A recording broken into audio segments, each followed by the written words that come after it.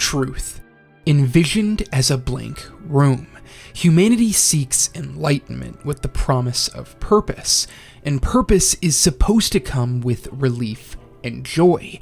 Nothingness and knowledge are not the same, yet Hiromu Arakawa, the author of Fullmetal Alchemist and the team at Studio Bones who animated Brotherhood, imagine the vessel for the world's secrets with indifference, and endless void of nothing.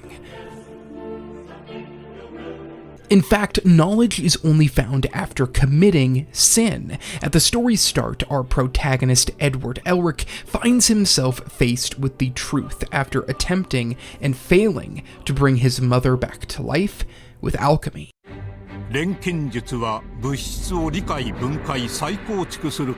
Alchemy, a science where you can create something new by giving up something else of equal value. With a deep understanding of life's materials, alchemists find immeasurable power, Edward leveraging his metal arm into a sword, Al fixing a broken radio, Boss Gran transforming the ground into artillery, and Roy Mustang, who creates explosions from a single spark. The only area alchemists are forbidden to enter is human transmutation. Even with their great power and skill, how could one ever recreate the value of a human soul? That question, what is the value of a human soul, is the essence of Fullmetal Alchemist, a story that interrogates humanity, and it starts at the gates of truth. What does one have to sacrifice in order to reach enlightenment? A soul or something greater? Edward and his younger brother Alphonse are on a search for meaning in the wake of a failed human transmutation. Their failure resulted in Edward losing both his right arm and left leg, and Al his entire body and his soul, now bonded to a suit of armor. The pair travels the country of Amestris seeking the Philosopher's Stone, all the while getting caught up in a nationwide military conspiracy. For years, Fullmetal Alchemist Brotherhood has stood tall as one of the top-rated series on my anime list. While Maul is not the end-all be-all for how good or popular an anime is, it does highlight FMA's intersection between accessibility and acclaim. FMA will forever be on the shortlist of shows that are great for new anime fans, while simultaneously ranking in the top 10 for season watchers with hundreds of shows under their belt. I think this comes from the series' clarity of concept. FMA explores humanity and truth as we follow a cast of deeply drawn, likable, and hateable characters with a climax that ties every thread together in a satisfying, surprising, and action-packed way. My life as an anime fan can be boiled down pretty easily. Yu Yu Hakusho and Dragon Ball Z introduced me to anime, Naruto got me obsessed, and Fullmetal Alchemist quickly became my favorite series ever. One of my first 2 videos on this channel to ever surpass 1,000 views was an analysis of the 2003 anime. While I love the original, I have always wanted to revisit Brotherhood and what makes the series essential and meaningful, and that's what I hope to discuss here. To make things smooth, I'll be referring to FMA Brotherhood just as Fullmetal Alchemist, so any other mention of the original anime would be prefaced by the year it came out. Edward and Alphonse are brothers, born in Rizambul, a countryside town in Amestris.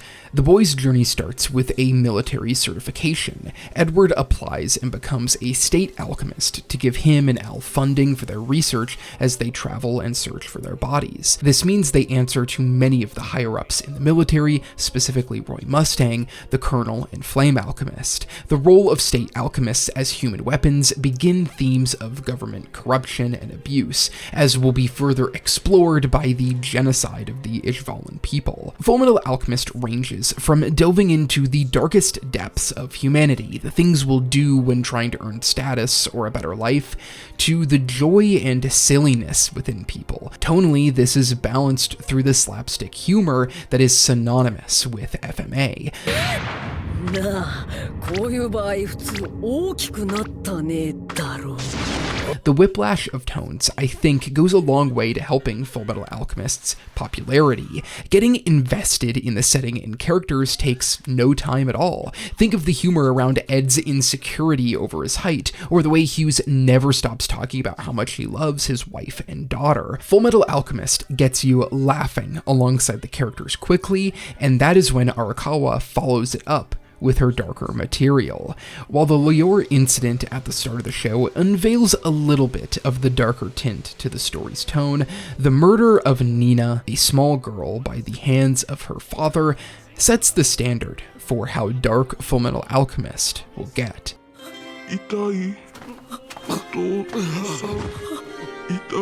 There is something about the tone that rings so true to day-to-day life. Our lives never stay only in the serious. No person can live without a balance of light and dark moments, and FMA reflects that.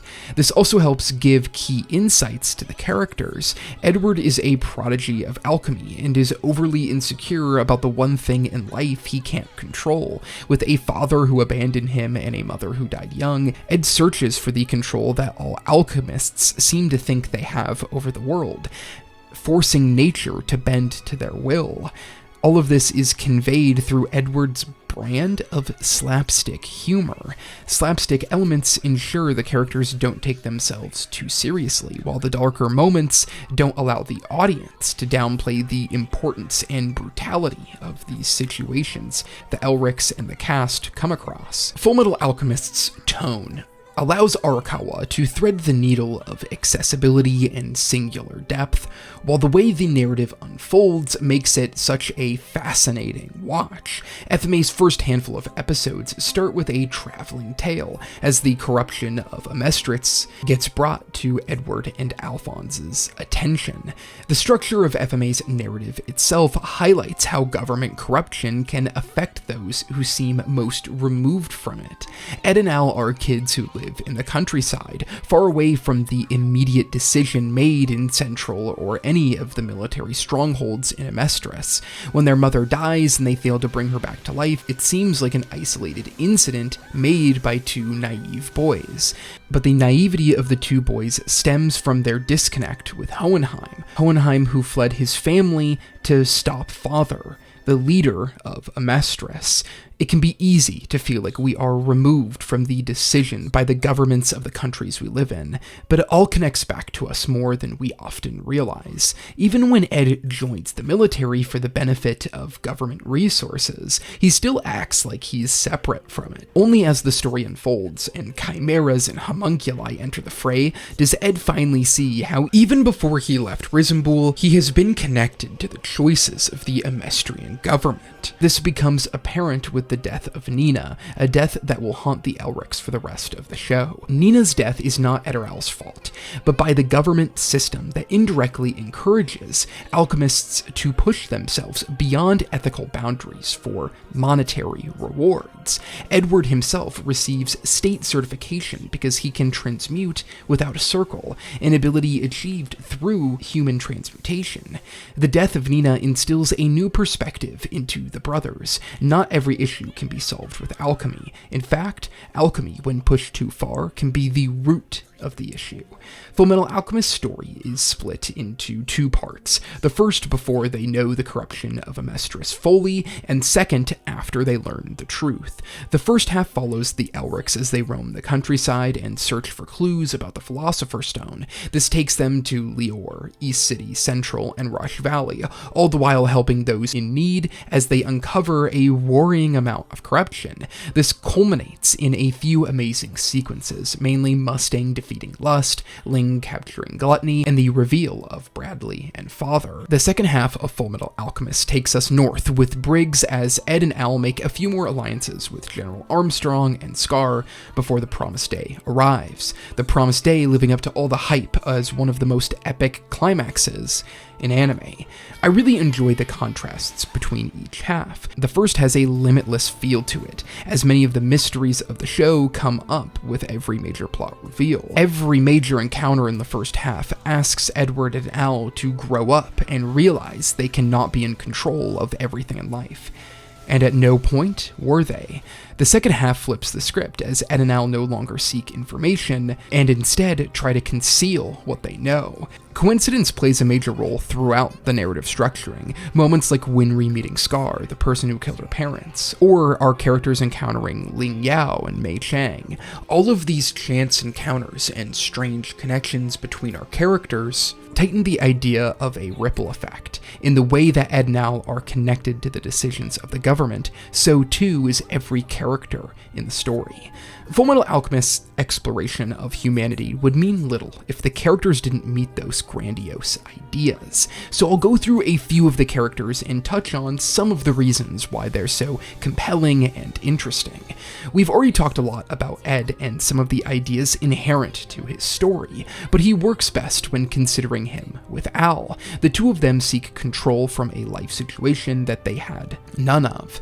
That formulates through the use of alchemy, at first to make their mom happy, and in a way to get closer with the father who abandoned them. It should be noted that the brothers are actually on a search for their father, whose body is a philosopher's stone. Their search for a family connection stems from a need to be a part of a larger whole. This contrasts the dwarf, who decidedly separates himself into a community. He creates his own family, separating one whole into multiple, seeking purity, but in reality imitating human life.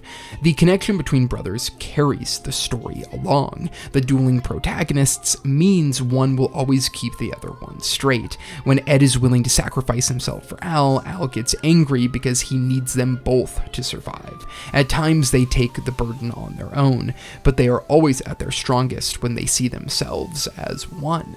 One aspect of their relationship that persists through the end of the story is their trust in one another. After the horrors they went through with the failed transmutation, they still believe in each other completely. The ultimate payoff to that bond comes when Al gives his life back up, trusting Ed will find a way to bring him back. The brothers are the ideal example of how to write a compelling protagonist. They are competent in alchemy and have a strong will, which makes them active, but their shortcomings is their tragic backstory and failures early in the show, which always keeps them grounded. The flame alchemist, Roy Mustang, provides a secondary main character perspective. Mustang wishes to become Führer so he can change the military from the inside. His way to accomplish such a feat is by creating a team of deeply dedicated members who believe in his goal of changing Amestris. For all of Roy's positive ideologies, he refuses to run away from his involvement in the extermination of Ishval. Roy is an example of how idealism can be shattered by the harsh reality of the world, and how do we move forward beyond that. Roy joins the military to help people, but his excellence with alchemy turns him into a human weapon. Roy's balance of positivity and anger plays out in how he defeats lust and envy. Roy disposes of lust while under control, a moment where he protects those he cares about. Against envy, he loses control and risks stepping over the line like he did in Ishval, this time without orders from his superiors. Roy's character walks the line of where protection turns into something unethical. Against lust, if he didn't step in, Al and Hawkeye would have been killed. Even though envy is also a dangerous homunculi, that danger had been quelled as she possessed far less of a threat than lust. Roy's search for revenge, a moment to continue the cycle of hatred, pushes him to a place that mirrors those who commanded the Amestrian troops in Ishval. Roy's aura, if it were, is unmatched, but the way that he toes the line of what makes leading difficult, how easy it is to cross the line in situations that seem similar, makes him such a compelling character and adds to the themes of leadership and humanity. From state alchemist serial killer to ally of Edward and Mustang, Scar's development is central to FMA's goal as a series. Scar is a victim and perpetrator of violence that reaches to every character in the show. The entire story would be all but meaningless if we didn't get an Ishvalan character with agency. Scar has every right to seek vengeance, and what I find most profound about his development is how he teams up with our main characters after becoming a killer. There is no double standard, as he now seeks to be better. Scar's story does not answer the question if the cycle of violence could ever totally be stopped, but it does answer that question for an individual. Scar falls to the cycle of violence in a way that is deeply empathetic and understandable, and that plays into how Roy and the other characters within the military have an opportunity to stop that cycle as well. A father who flirts with anime's bad dad continuum, Hohenheim ultimately falls under the view of a deeply tragic person. For most of the story, he's framed as a monster, almost a villain, who abandoned his family. Of course, he did abandon his boys, but it was out of a shame for his involvement in the destruction of Xerxes, and his life as an immortal being, and the need to stop the dwarf and the flask from repeating the tragedy once again. Hohenheim was not the cause of Xerxes' demise, even so he takes it upon himself to ensure that this doesn't happen again. Hohenheim fails to let himself be happy for a long time, and in the end he helps stop father, allowing his boys to keep on living. The homunculi are the villains of the series, with the dwarf in the flask splitting his body into reincarnations of the 7 deadly sins. Each of the sins act as if they hate humanity, and the dwarf's attempt to remove negative human attributes from himself ironically forms his own nuclear family with these creatures.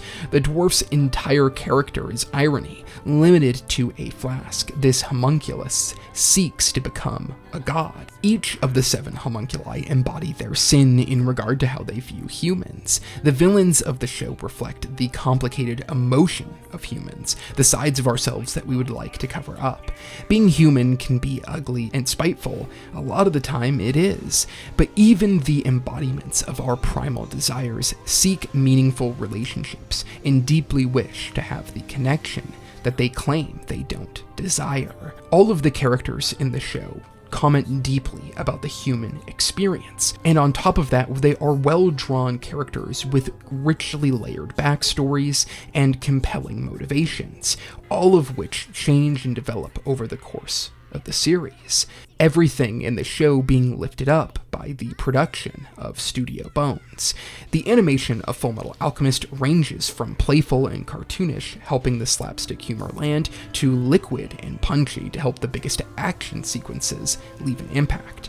For a show to become an icon like FMA, it requires a studio to meet the demands of the story, and those at Studio Bones were more than up to the task. Fullmetal Alchemist is internally consistent, more so than maybe any show I've ever seen. Every plotline always comes back around and connects, creating a web of meanings and readings into the series. From wandering and searching for the Philosopher's Stone to stopping government corruption, it all heads towards the final conclusion.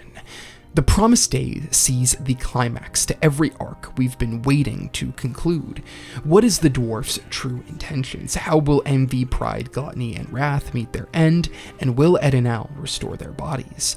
The night before the day arrives, Pride makes his move, which flows into the morning, where Al will face off against Pride and Kimberly. Greed's final turn flourishes as he fights Wrath and then Father, while eventually giving his life back to Lang. What works so well in this final arc is how the answers have always been right in front of the characters, but their search for control and complexity blinded them to real solutions. We see this manifest in how Edward gets Al's body back. Throughout the climax, he gravitates towards non-alchemical solutions to his problems. He defeats Pride with his fist and physical training, and at the very end uses his hands to take Father down. The solution is that alchemy is not a necessity of life, and that Edward should have put more faith in his body and not magic to make his life and the world around him better. This pays off the story in a way that perfectly aligns with the ideas of the show and the arc Edward has been on. The reveal that the Philosopher's Stone requires human lives comes about much in the same way. The immediate answer to the question, what is worth the value of a human soul, would of course be a human. but it is a reality that the boys wanted to ignore, and by the end of the story, it's a reality that they have accepted and found a solution for. This climax lasts for a large chunk of the runtime, and delivers in every area it needed to. Roy loses his eyesight, but positions himself to become Fuhrer one day. Scar defeats Wrath, and works to mend relations with Amestrians and Ishval. Ling reassures May that he will look after all of the people of Xing. Hohenheim rests, knowing that father is no more, and the brothers move forward, looking to the horizon for their next journey. This brings us back to that blank room. A mysterious being sitting in front of us, a gate to take us away. Truth is supposed to mean enlightenment, not indifference. The truth does not care if we seek it. The means in which we attain knowledge, it is only to fulfill payment. Knowledge is something that has to have balance. All disciplines find connection, and only by understanding those connections can we seek a greater truth. Knowledge is nothing more than abstract ideas. It's how we apply and connect that knowledge that allows it to have importance. In that way, that's what it means to be human, to learn and apply things that don't seem to connect. To be human is to find connection, first and foremost with the people around us, finding joy in the happiest of times, and sharing solace when things seem too dark to move forward. In addition to personal connection, we seek knowledge. We want to understand and know the world around us. The only way to do that is to find balance. Knowledge doesn't come from giving up something to gain something else, but by slowly expanding. As just like the void of truth, we humans are infinite. The legacy of Fullmetal Alchemist expands from year to year, and I don't know if there will ever be a time where it's not a top show for me and a show that everyone loves. Fullmetal Alchemist has been my favorite series for well over 10 years, and I don't see that changing in the future. As more time passes, the connections this series makes only deepens, a journey of brothers who seek to fix the mistakes they made, and along the way learn that life is not theirs to control, but a collective experience that no matter what we do, will always be influenced by others. Thank you so much for watching this video. I hope you enjoyed it. I've been waiting so long to make a video on Fullmetal Alchemist Brotherhood, so I'm really glad a couple of months ago my patrons voted for Fullmetal Alchemist to be a watch-along, so I could rewatch that series with them and then make this video. If you enjoy my videos and you want to support the channel further, the best way to do that is by checking out my Patreon or YouTube membership. Through the first tier, you get access to this channel's Discord server where you can chat with me and other fans of the channel, as well as join the anime watch-alongs that I host every month. Currently, we're watching Orb on the Movements of the Earth, and that show is absolutely blowing me away. Definitely expect a video on that in the near future. And you also get your name at the end of every video and exclusive Patreon posts like monthly update posts. Thank you again so much for watching the video. It was a ton of fun to make, and I hope to see you in the next one. Born in Rizambul.